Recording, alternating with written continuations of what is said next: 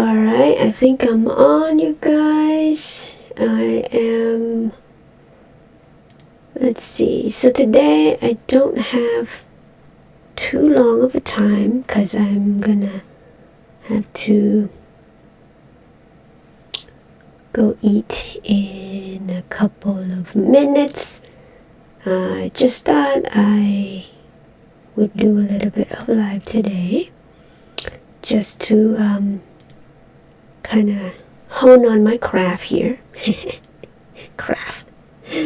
No, just practicing and all that stuff. So don't want to become a little bit. I mean, lately I've been a bit lazy, so let's not do that. Okay, let me open my channel real quick so I could see the chat. No, just practicing. And that was me clicking on my own.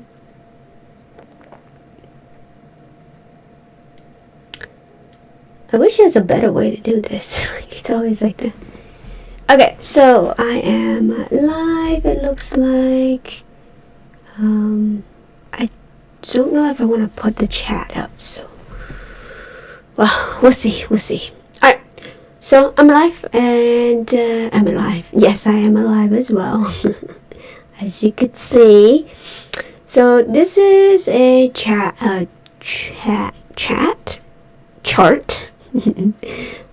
right here. So it end up, being after the market, right? After market, it went up 5 cents. So of course, people are saying all sorts of things. Oh, look at this! Look at the news headlines, right? GameStop final scene: why it's time to exit this meme stock saga, right? Just always forget about GameStop, right? There's something about a whole bunch of other stock as well.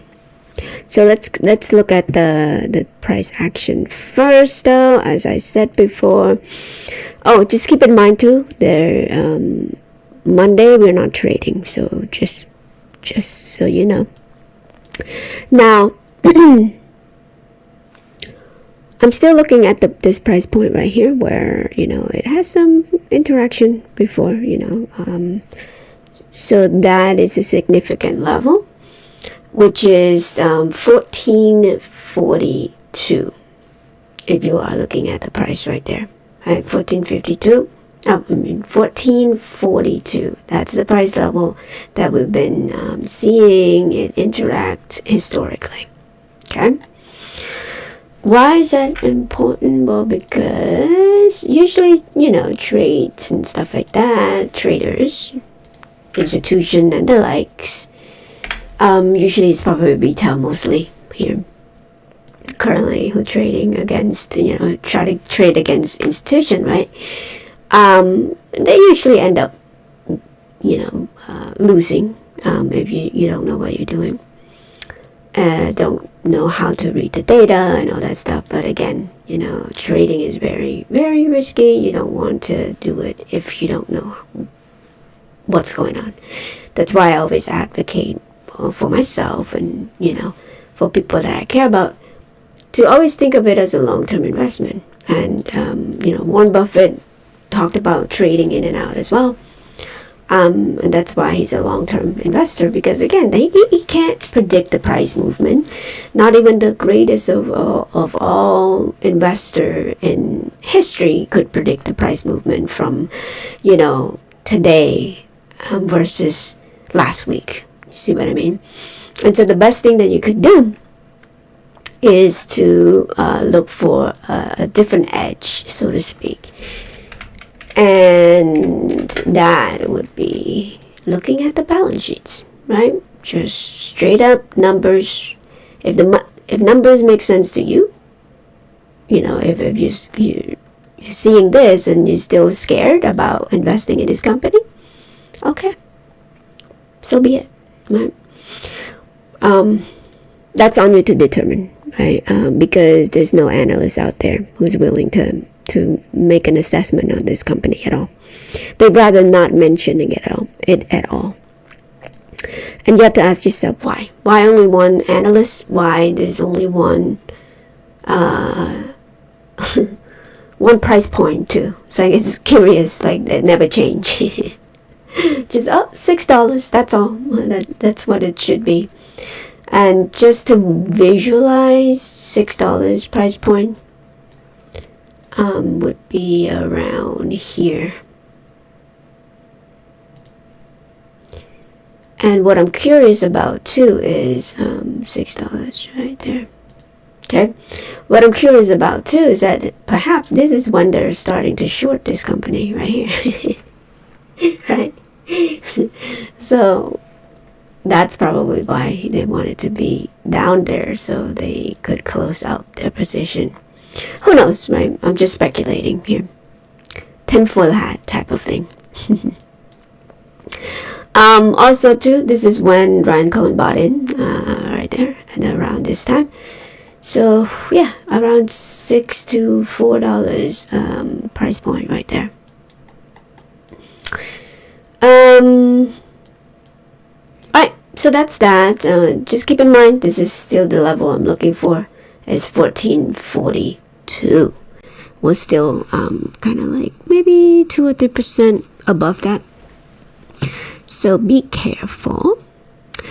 Now, let me get to what I was kind of randomly thinking about, right? Now, before I go there, though, let's look at the Bitcoin market here. As I predicted a couple days before the ETF debacle, right? It's coming down like crazy, right? Crazy. Let's look at it over here.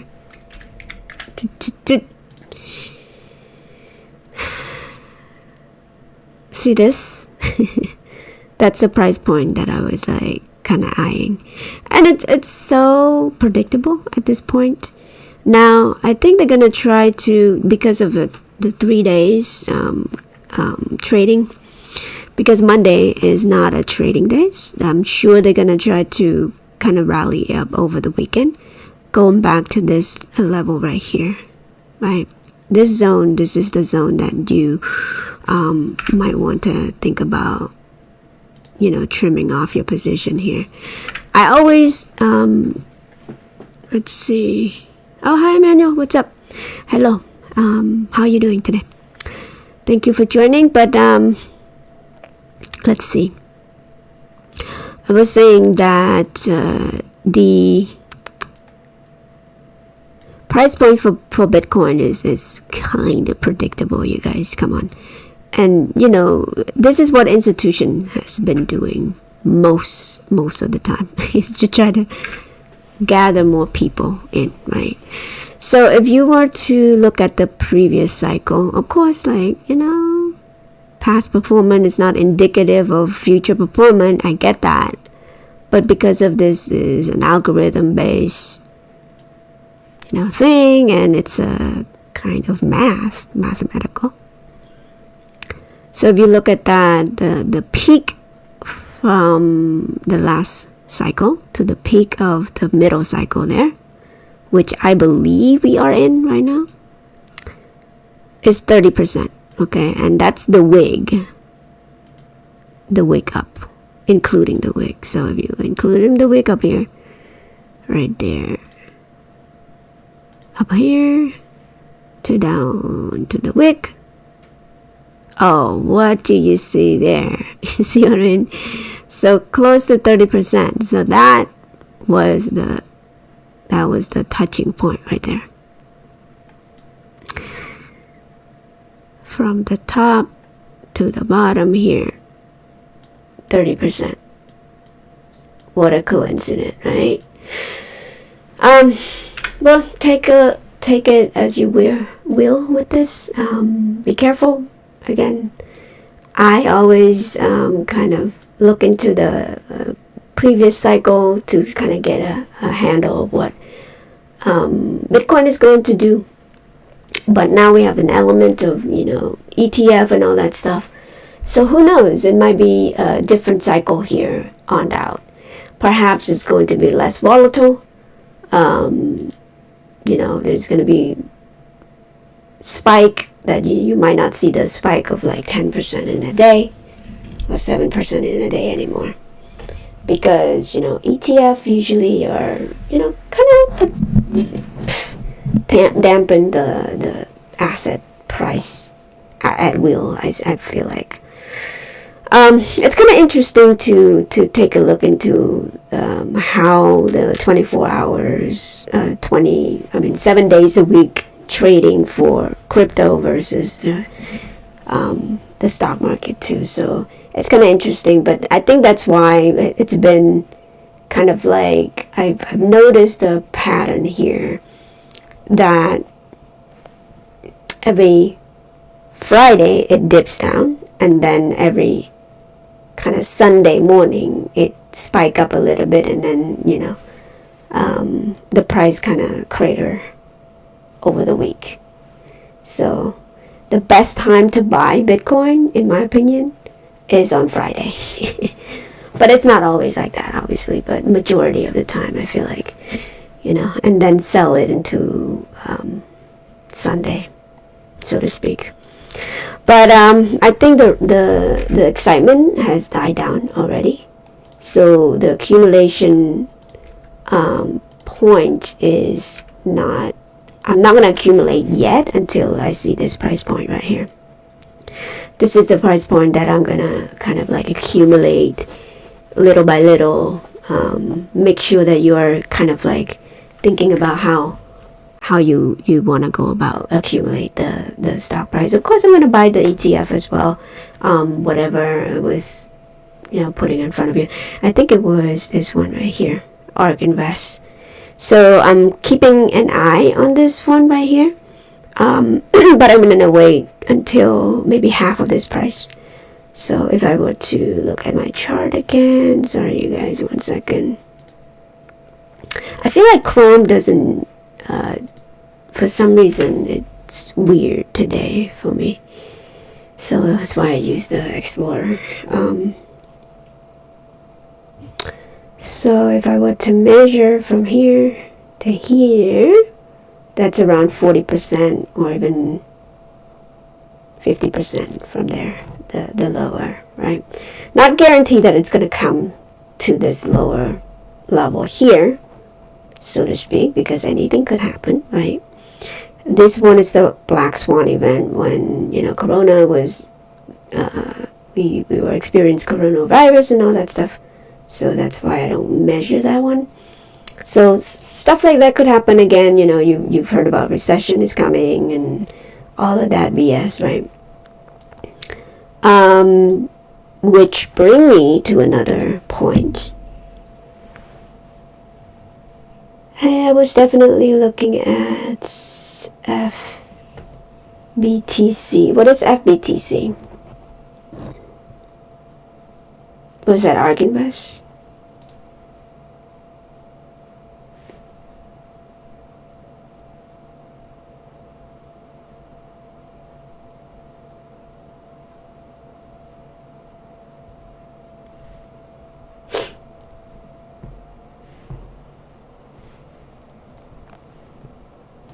I think there's a delay, so.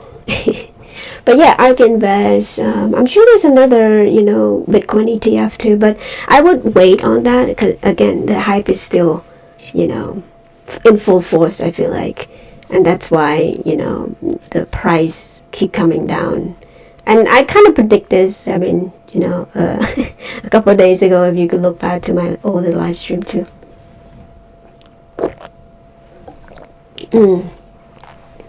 Bitcoin ETF. Who make that fund though? I know that there's a couple one that was being approved. I think what is it? BlackRock. Of course, ARK Invest. I'm familiar with Kathy Griffin. Sorry, that's a comedian. Kathy Wood here. But of course, like she's always pumping, other innovation stuff. Getting retail into fintech and all that stuff at the worst time. But I do admire her though. Like as a, investor. Of course, like she got big when Tesla was blowing up. So yeah, so right here, let's see. Franklin, is that the one you're talking about? Bitcoin ETF right here. Oh, Fidelity. Okay. Yeah, I mean, those have fees involved, so be careful with that one. But again, like, you have to think of this as a long-term, horizon here, and you just chip at it little by little, small bits at a time. Because if you just want to go all into that investment, that's a very risky still. I'm not saying it's not valuable here, okay? Because Bitcoin is here to stay, crypto is here to stay. I just think that, currently it's just a milestone at this point that we have a Bitcoin ETF now. But, the best time to accumulate was a couple years ago when it was $18,000. So when the hype this is the hype already. So you should be selling into this and then wait until, the next level. And that's why I'm like, And again, like you have a full 2 years, in my opinion, to accumulate around this time right here. So I'm not in a rush or anything that it's going to go to $100,000 in moment's notice or anything like that. Because the cycle just doesn't support that at the current moment. In my humble opinion, we're still in this cycle yet. So, but anyway, so that's that. Interesting. I know. Well, it's just my opinion. Obviously, I'm not. But of course, my thought there too is that the cycle might not be similar because of the Bitcoin ETF. We've never had this point right here. There were like talks about, eventually we're gonna get a Bitcoin ETF, right? Back then too. If you go look at the previous news cycle, that's what they were talking about. And now that we have it approved, so it might be presenting a different volatility, different sentiment, I don't know. But how they could manipulate JP Morgan, right? Was manipulating the price of the actual gold itself through ETF, right? So they could do that. Same thing with Bitcoin. So just be careful on that one. Just know what you invest in and what your risk appetite is. Yeah. I don't know what's up. So I'm not gonna stay too long because I'm gonna go eat shortly here. But that's that. Just small little thing about Bitcoin there. Let's see. And then what was I gonna talk about? So it brings me to like a kind of like a random thoughts I have, right? And I'm like, well, let me look at the bond market and try to understand it the best way I know how. And I think I kind of make a small little brief segment on those bond yield and all that stuff to try to understand it as much as I can about this.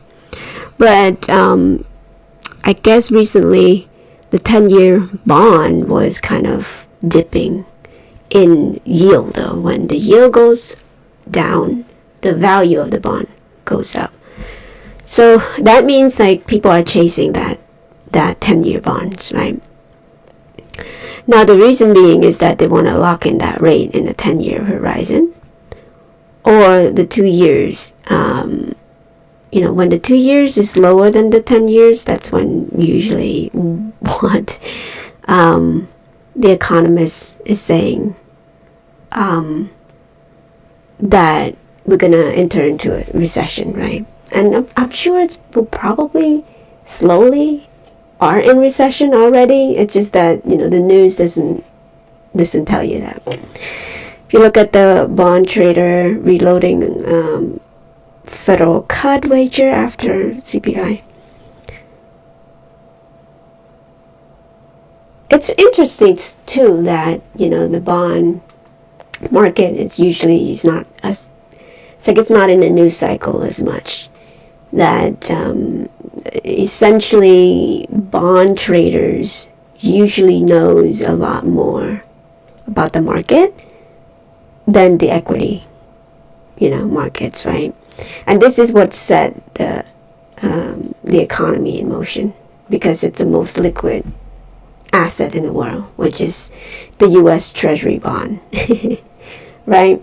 And recently, of course, like if you look at the volume from, since the beginning of the bond market trades, the volume keep like 5 times recently. So,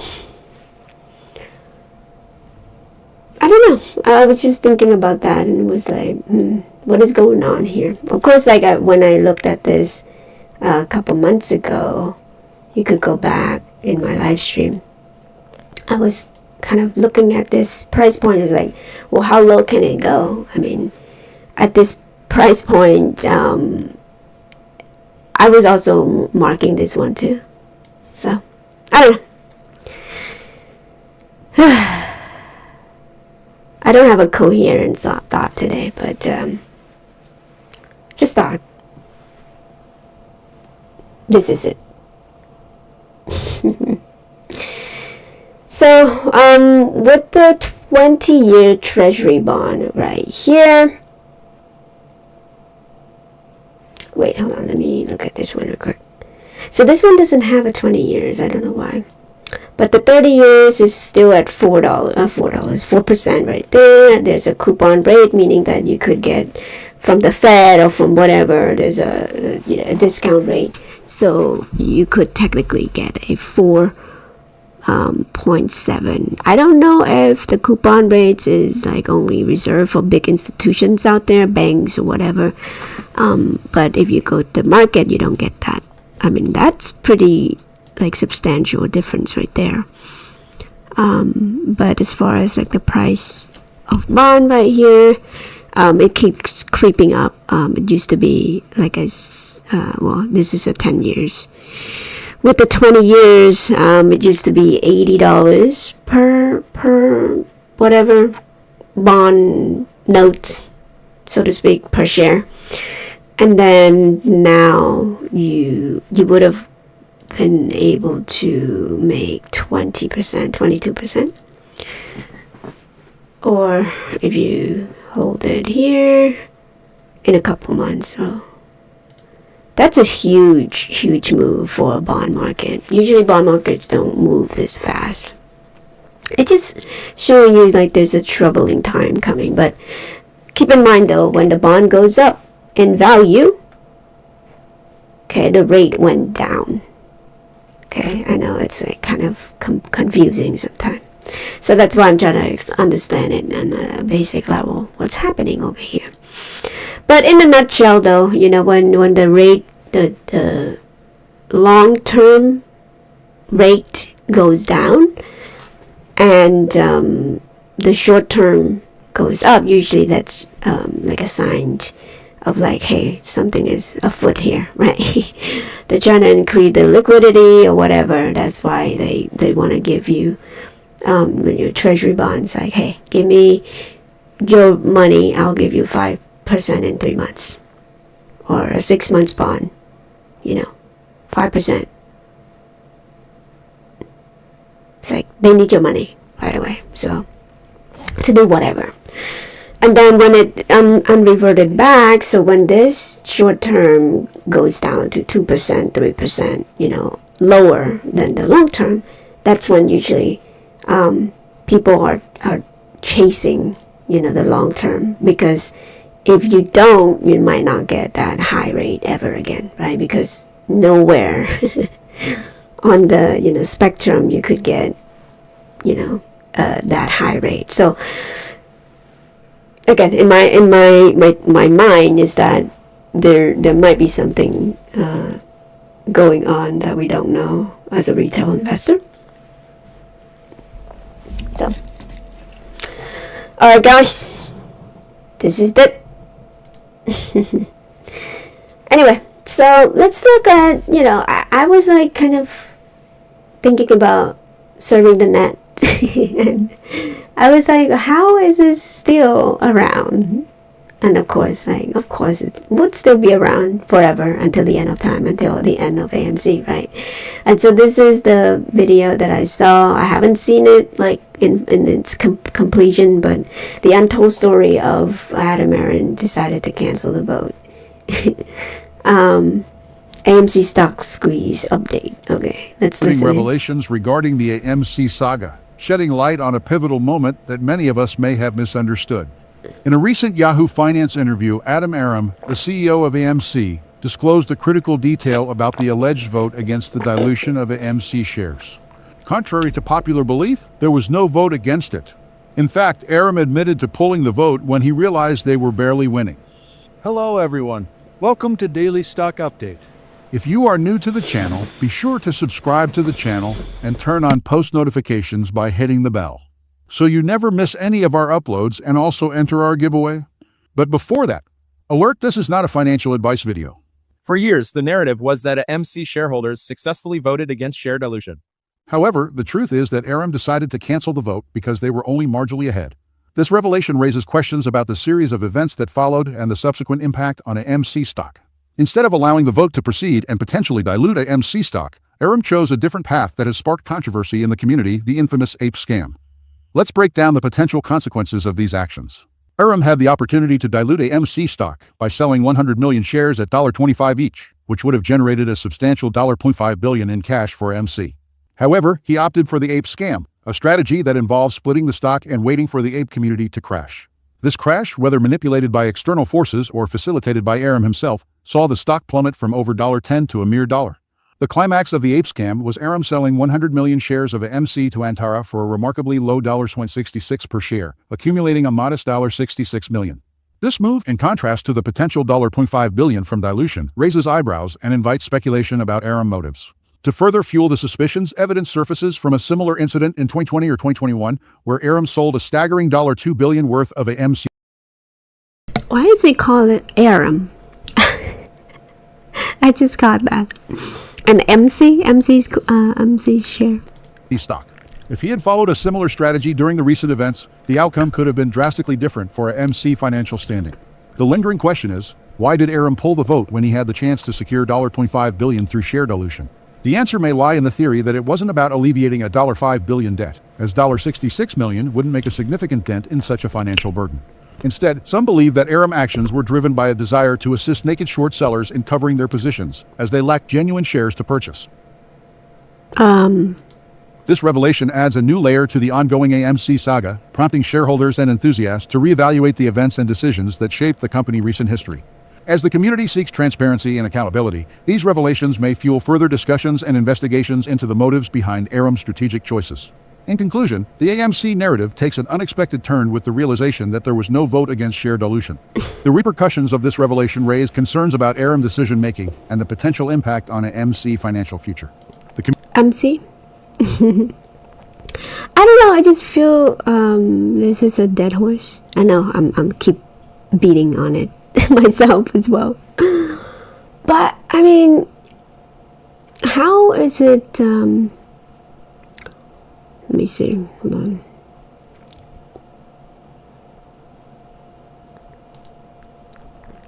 How is it still a debate whether Adam Aaron is for retail or not, you know? Last I heard about this is there will be another reverse stock split. You know, remember, reverse stock split didn't have to happen at this point, but they did it anyway. And so remember, when the reverse stock split was proposed and all that stuff, people were all kind of enthusiastic about it. Oh, you know, you have May, market with May, you know, coming in, trying to getting people to do that. They got bailed. Wait, they got bailed. Nice. Oh, baited? Sorry, my eyes can see. Yeah, I mean, you're right. I mean, you know, like the video that I was kind of alluded to is when Market with May and Tony De Niro coming in, like a 3 hours live stream or something like that, and to try to advocate for bondholder, right, or to buy bonds for AMC. And I'm thinking, like, why is it such a, you know, opportune time for you to kind of come in to try to promote the bond market, and as if that's something to be a good idea to do that, right? Let me try to find that video real quick. I actually thought of doing a reaction video for that one, but I just didn't understand the bond market as well. But I feel like I got a pretty, hold on, I can't type Market with Me.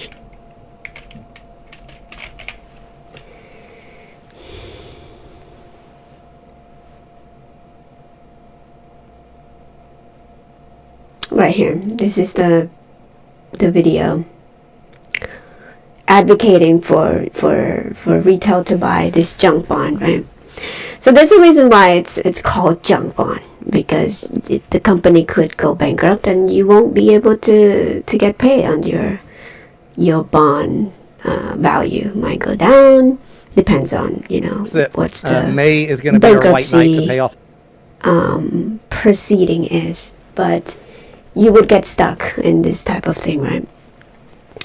Now, of course, like, she was advocating for this, but she bought it like since June already. I think I marked that one on here. See, June. This is when she bought the bond. And again, it's not the equity. The equity was higher, around $40 at the time, compared to the current price. So the reason why she bought the bond is because she knew this would happen, right? This drop would happen. And when this drop happens, the bond goes up in price, so to speak. And this is where, you know, because the way that I understand the bond market for this particular corporation, or for this particular security, is that there's no, like, now they have ways of making money, right? That, okay, they could push the bankruptcy down, kick the can down the road, so to speak, because now they have ways to raise money, right, from retail. It's not like they're making enough money to cover anything. It's just to raise money from retail. And so that's why the bond kind of like, hey, you know, okay, at least it has a little bit more value. Because otherwise, this $40 that she's paying for, that bond, will not be $40. It could be $30 because people would be stampeding. It's like, oh, I don't care about the 6% because, you know, I might not get my $40 back. See what I mean? And so, because of the prospect of bankruptcy is kind of pushing down the road, maybe a couple years down the road, it's still looming, you know, don't get me wrong. If you look at the balance sheet itself, I mean, I show this many a time, and I hope that people, you know, kind of, before they invest in this company, look at the balance sheets, right? And I get it, you know, people will be like, oh, you know, fundamental doesn't matter, right? Net cash flow positive, but look at the finance. Free cash flow negative. Less now. Hopefully they could cover that, but I don't know. I don't have the faith that even Adam Aaron could could really use the bond market to pay anything off that way.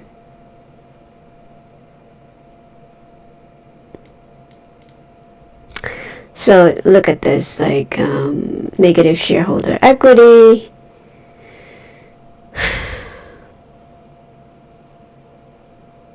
It's heavily in debt, so like maybe in a year or so, I would, if it's still alive, maybe. But then you still have to think about like if you look at the stat here, this is a telltale sign, right? When they could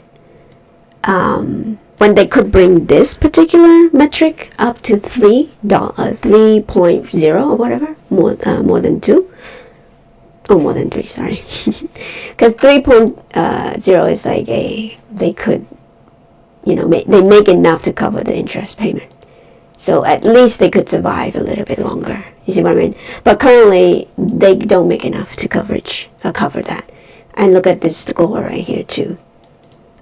It's just indicative of the increasing risk for bankruptcy, right? So every metric there is telling you that already.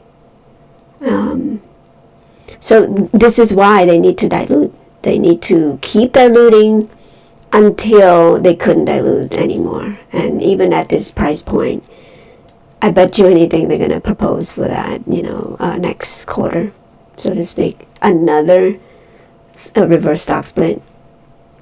Because it's just going to keep dipping down. That $1 billion market cap is going to turn into $250 million pretty soon. So 4 times. And now keep in mind too, when it goes down to $1 today, it would be 10 cents. And that's the wet bush analysts people, right? No, not even. Oh yeah, 10 cents, sorry. But remember that bow tie nation guy, thought that old Red Bush said that it's gonna go up to $19 or more. Where is that video condemning people like that, right? But the minute when GameStop goes down by 4%, people are gonna be like, oh, why are you still doing this?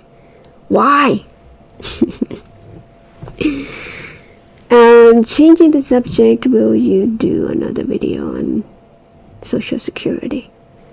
Yeah, I mean I can, but what is the question that you have? I think let's call it that way. Boy, I fall for that AMC Abe stock. Well, I'm glad you changed your way. I mean, jump off of it. No, of course, we all get fooled. But the main idea, the main thing is that, you jump off of it before it, drops. I think apes happens around here, right there.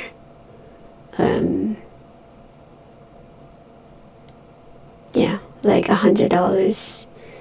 It was again, it was a propaganda, right? They hijacked the movement, ape movement and all that stuff, and that's why people are just so gullible sometimes.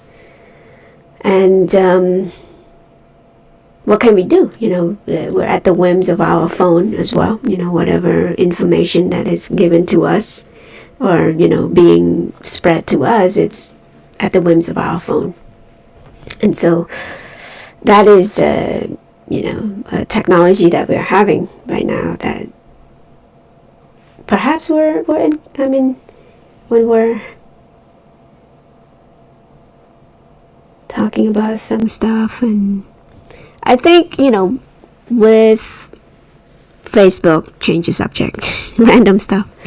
With Facebook here, and YouTube algorithm and all that stuff, I hope people realize that this big company has your data. Right? They know you more than you know yourself sometimes, and that's why they recommend certain video that you like to watch, and they want to keep you on that platform. And so some information could get really skewed, so to speak, and then you might not get the right information because those information is probably some other people's interpretation of things, right? And so that's why you just need to learn how to, read the raw data yourself, which is, this is what it is, right? Here's the number. If you like it, invest in it. If you don't, then don't, right? Don't touch it. If you don't understand something, don't invest in it. Period, right? And that's why I need to build my own conviction about anything that I invest in, whether it's Bitcoin, whether AMC, whatever. If you want to invest in this, make sure you what you're getting yourself into. Right? Now these people, of course, they Now I'm not saying Market with Maze is not knowledgeable. Of course, she's knowledgeable about her bond, right? Knowledge or whatever, and I'm sure she's investing in this. Perhaps, I don't know, perhaps she's getting paid, I don't know, to promote AMC in such a good light. But it was a curious time period when she come into the scene, promoting apes. Oh, the conversion's gonna do this and gonna give Adam Aaron the ability. Oh, this is a successful turnaround story in history. She's even mentioning how Warren Buffett investor or Berkshire Hathaway investor should take a look at this company, and she's alluded it to many times in this particular video as well. Not to claim that she want Warren Buffett buying into the bond or whatever. It's just that I'm sure if Warren Buffett is interested in it, he would have done it already. But he would need an upper hand in those deals making, right? But retail is not going to benefit from that. That's what I'm trying to say. So retail is always going to be the last to hear, the last to get out. And this is why bond, when she bought the bond and, make 30% on the bond for AMC, right there. That's real money for her, right? And of course, because she was understanding how, okay, now that they have more money, the bond's going to be a lot. Like, this is the best opportunity to buy it at this point right there. But my point is that it's still a junk bond status, meaning that it is not a good idea. Because the company could go under at any moment's notice, and that bonds might not be value at that price because of the bankruptcy process, right? Keep in mind too, the bond holder will get most of those assets whenever they file for bankruptcy. They will carve those assets, and usually retail investor, because the shareholder equity is in the negative. When you buy into AMC, you don't actually buying into any company. It's worth zero. Why? Because of this right here. Shareholder equity is negative, meaning you're gonna lose your money, if they file for bankruptcy, right? So again, it's a condition base here. Now, if they're successful at turning this company around, okay. But guess what? Retail is gonna have to shield more money into this. But my question is, time is running out, right? How many equity is still in this particular stock? Look at this, less than $1 billion. So, what? A third more? And how much do they need? What is the capex for this company?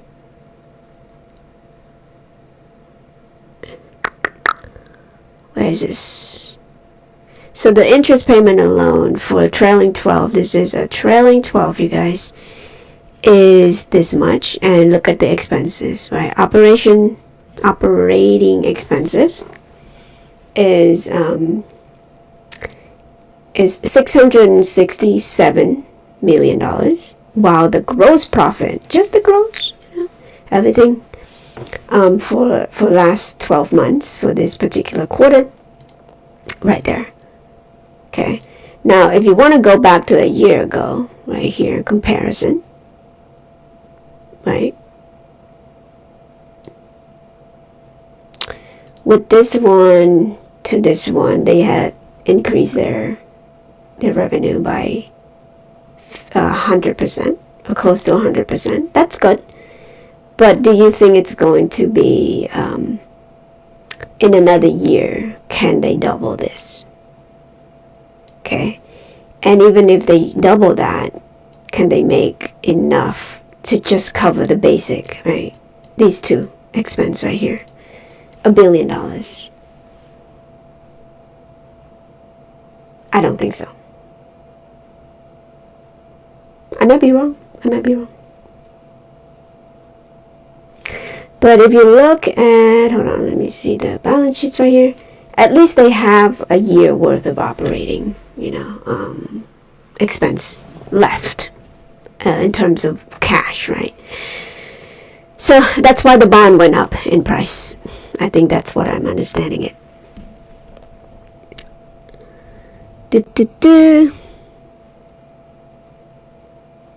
Yes.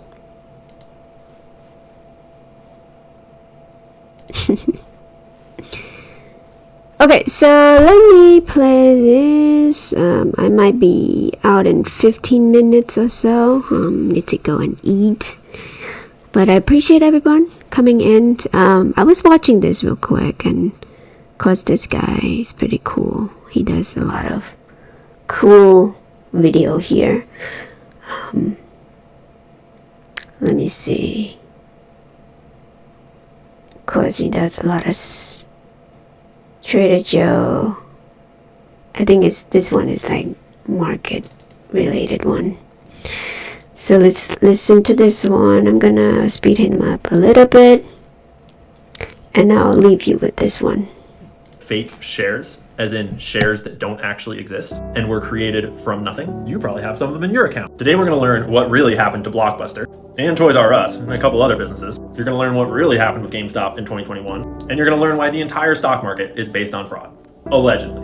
Because before the whole GameStop thing happened, the words naked short selling almost never got mentioned. And when someone did mention it, it was considered a conspiracy theory. But just like a lot of conspiracy theories, things have changed a bit. I'm about to show you a clip of a senior banker at Morgan Stanley given the dirt. At great personal risk, I might add. I wouldn't advise you to talk about it, but I think they're living, they're all living in kind of a fake world. I would, illegally naked short sell stocks every day. Every day. And the bank did not care. You don't ask questions. You appreciate the order. And if that involves shorting a stock naked, you do it anyway. All the prime lenders, they all do it consistently. So if you're not familiar with what short selling is, when I buy a share of a stock, someone else is selling the share of the stock, right? And we agree on a price. Short selling is just a way to bet that the price will go down by borrowing a share from someone and you'll pay them back later. Then you sell it on the market at whatever price is going right now. So if you think this stock is going to go down, you borrow the share from someone here, you sell it at this price, and you're right. And then later you buy it back and you close the trade out and you make money. The exact opposite as if you had bought the share here hoping to sell the share later when it was at a higher price. Exact opposite. Naked short selling is doing that, but you never even borrow a share. You just sell a share that did not exist before. Yes, that's as backwards as it sounds. But like you just heard the man say, a lot of the biggest institutions do this all the time. Like, you remember this guy that runs Citadel Securities? Well, this is them getting caught by FINRA for doing exactly that in 2020. Big legal jargon to say selling something, failing to deliver it, and never having had any way to borrow it. These are the kind of market mechanics that make GameStop have a 300% short interest, meaning 3 times the number of shares that are supposed to exist have been short sold leading into whatever happened in 2021. We'll come back to this in a second. There's a pattern here that's repeated with a number of very high profile businesses that have failed over the last couple decades, such as Sears. Something bad happens or the sentiment turns, their stock price starts to decline, the short sellers pile on, they get short sold and short sold and short sold until they go bankrupt. This was Circuit City,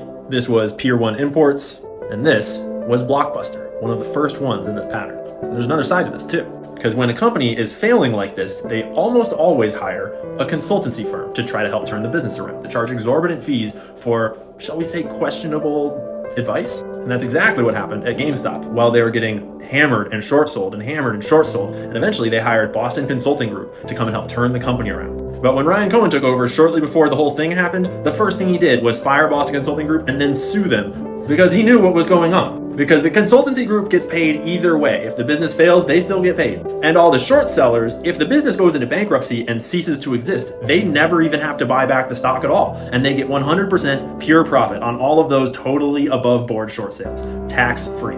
And from the looks of things, GameStop was about to become another Blockbuster or another Sears. This is Ken Griffin, who runs Citadel, hanging out with his buddy, who, it's worth mentioning, before he ran a bookstore out of his garage and whatever, he also worked in hedge funds before that. And you better believe these two guys know everyone in the industry, including at the consultancy firms. So GameStop was on its way down to zero, just like a lot of companies before them. And then something crazy happened. Because the thing about short selling is it's actually really dangerous, because you're betting on the price going down, but the price can go up as much as there's no limit on how much the price can go up. So your potential loss is infinite. And when you short sale, the only way to get out of that trade is to buy back the stock that you short sold. And the problem is that buying the stock makes the price go up. This is why a short squeeze can happen, because if there's a lot of short sellers that have been short selling a stock and then it starts to go up, all the short sellers need to close those positions.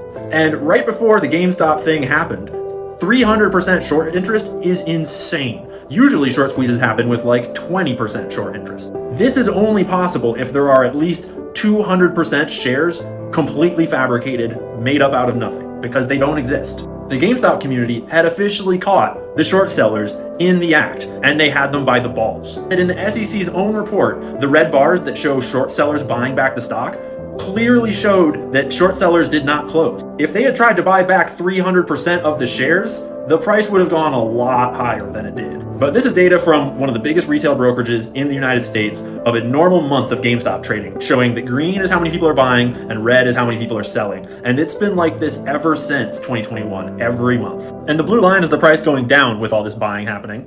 And these two guys that were probably pretty hyped on the biggest video game retailer in the world going out of business, because who knows who benefits from that, they probably aren't quite feeling that way anymore about it, which is probably why we had paid ads saying that they closed. Probably why the internet got filled with bots spamming identical messages about how everyone needs to get out because the stock is so bad. Probably why GameStop stock prices has been crazier than my ex-girlfriend ever since. And it might help explain why in December of 2023, almost half of GameStop trades happened in dark pools. And still today, about half of the trades are short sales. Because when you have exerted enough short selling pressure over many years to drive the stock down to this degree, to the point where short sales are reported at 300% of the float, you might not have any way out. Buying back this much stock would bankrupt you. And there has been ample evidence ever since that they are still trapped. And that's why all the GameStop people are still holding, because they can kick the can a lot, but they can't get out unless they buy the stock back. And there's a lot more rich people than just these two guys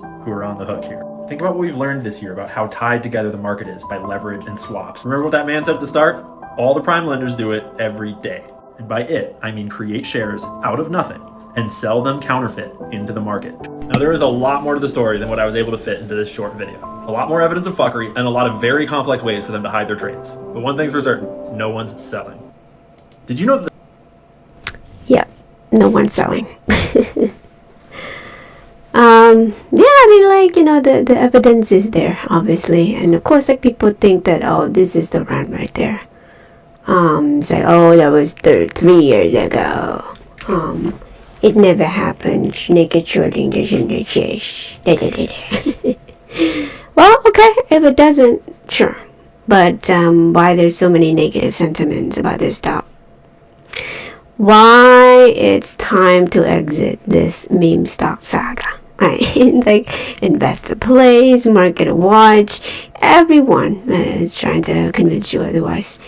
And meanwhile, look at this. Like at this sell-off right here, I think I told you yesterday too.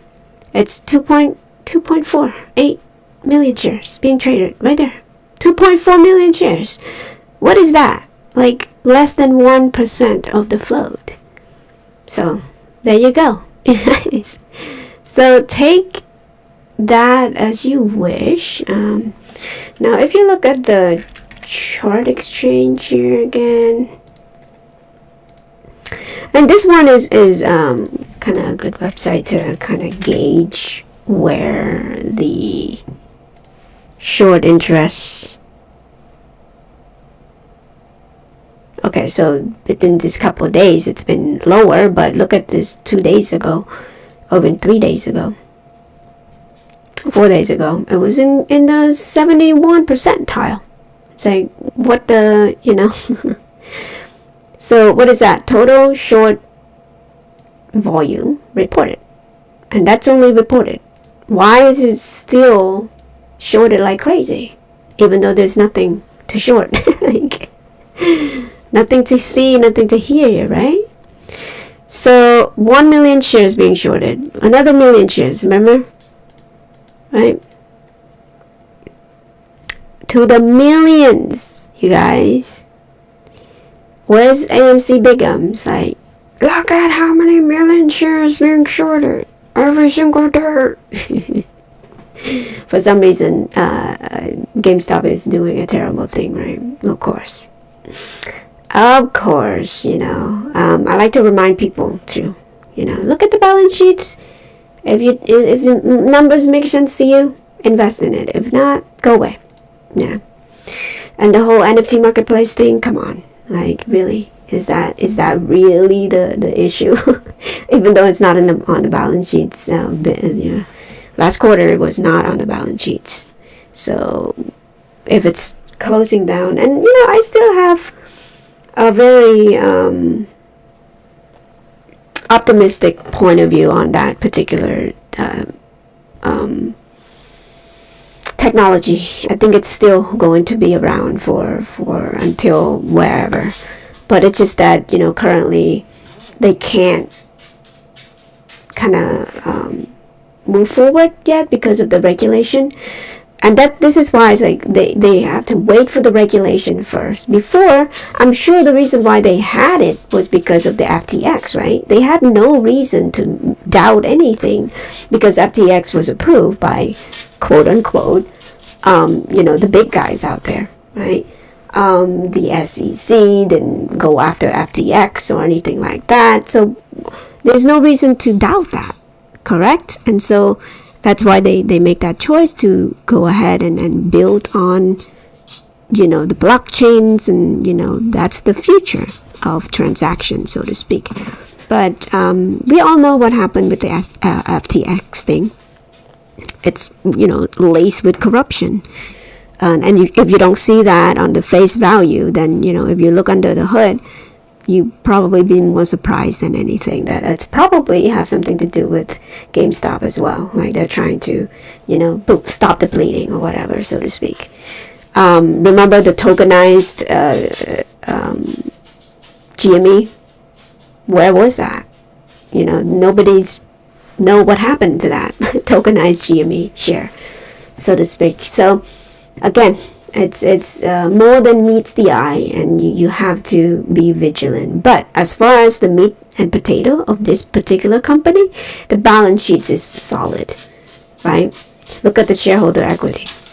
I mean, that means something. Okay, my Bella is here and she's wanting to go out. So I know a few of you just joined in just now. I apologize. I am about to sign off. Maybe tomorrow I'll be live a little bit longer. Yeah, so I have to go. Alright, thank you guys. I appreciate you. I will be back. And yeah, I know you have to ask me the question. I don't know what in particular you want to know about the Social Security. So if you could write the comment down this video too. So yeah, I mean, I could make video on, but I need the question though. I don't know what you want to know specifically. Alright guys. Oh, sorry, declining. I'm signing off, so